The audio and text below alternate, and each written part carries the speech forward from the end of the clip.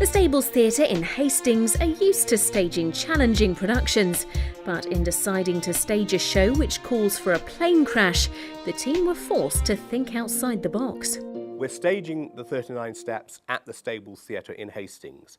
It's a small theatre, going now 50 years.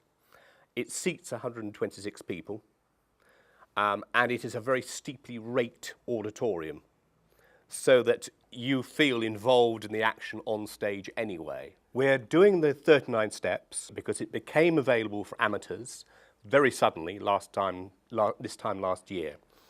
And it is 4 people in the cast playing 139 parts. It's a very funny play. It's a very inventive play. And we had the cast and the crew, which is crucial, the two things coming together, who we thought could tackle it. I play 3 roles in the 39 Steps. I am a German spy, a femme fatale, and a shy Scottish crofter's wife in the Highlands waiting for a hero, and the Hitchcock blonde played by Madeleine Carroll in the film. And I'm very hostile to start with to the hero. And we are handcuffed as we race across the moors together as he escapes, and have a few intimate scenes. Currently for 39 Steps, we're staging it mainly as a black box. There will be possibly galls brought in through the middle of the stage to hide some of the setting, but for the most part it's basically a black box with the bits and pieces carried on by the 2 clowns and a couple of members of the local college who will be in black gear, sort of ninja type suits to hide them. So it just looks like a nice, smooth transition from one scene to another. Its essence is very simple. There is no set. There is a door that revolves. The train is made up of 3 trunks. The bridge is made up of ladders, which are brought on and off by the cast and by a very skeleton crew. And that's it. The thing I'm most worried about with the 39 Steps is if we allow the speed to drop, if we allow the scene changes to go too slowly, then the whole artifice is destroyed. It's got to involve the audience from the moment it starts to the moment it ends, and it never stops. It is a non-stop roller coaster of a show. The difference between this and any other show that I've been in is the pace. It is fast. It is a roller coaster, and you can't relax at any time.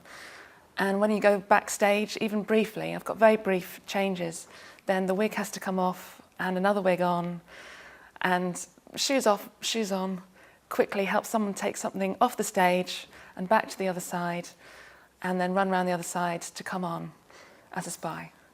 That's the one thing that's key to the success of it, is a very, very fast pace. Our director, Chris, has been very clever in bringing in props and costumes very early.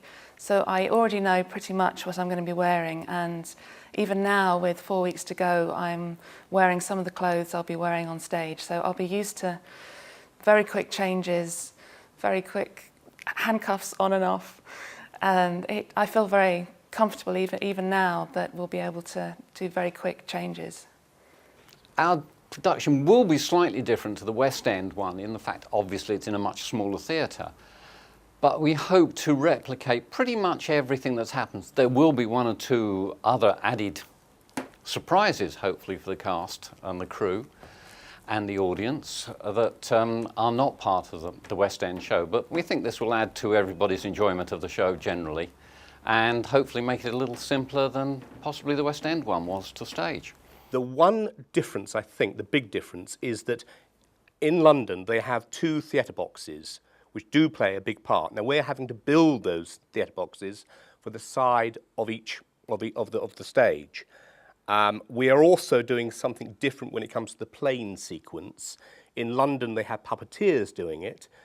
Here we've actually filmed the planes, and we're having live action mixed with filmed action. We went to the local University Centre Hastings, and using their green screen, we filmed 2 tiny toy planes, stationary, And using the camera, which I operated mainly, we moved the camera to make it look as if the planes were moving.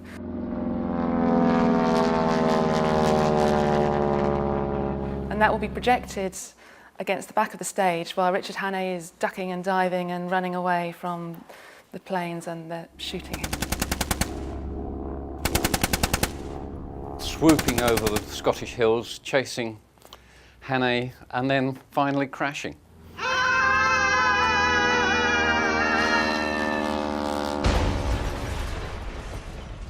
So as we said in the publicity blurb, there is a plane crash on stage, which there is. What Patrick Barlow actually says is, he said, be flexible, see what's fun and go with it. He doesn't set down rules for doing it at all. But obviously, when you actually get into doing the play, you realise, for example, there are 136 different sound cues and about 140 lighting cues. And that's all in a play that lasts just under an hour and a half. So it's very hectic. He refers to it, Barlow refers to it as being mayhem, and it is.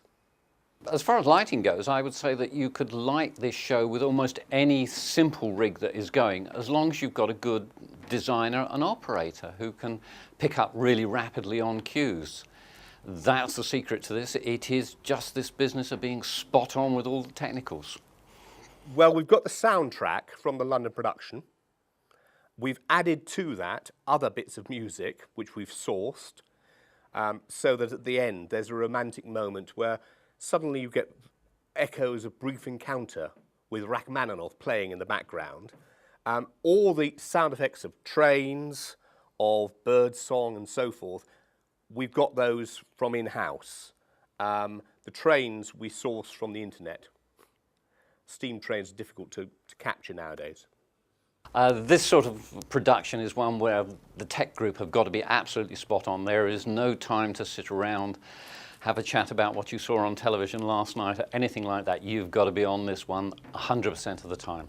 So our sound creator and operator has done it on his laptop and it's operated through the computer. Similarly, the projector and the lights are as well. So it is literally, we're in microseconds rather than seconds that we're working in.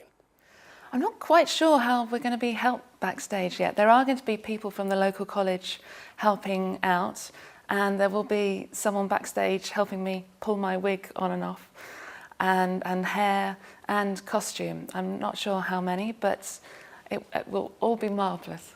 If anybody else was thinking of doing this, the one thing that I think is very, very important for them is to have lots of rehearsals, because the light and the sound have got to be so spot on. Everything relies on good technical coordination, that the sound has got to hit the right moments, the lights have got to be right for when they're doing the things like the train sequence. It's all got to be spot on.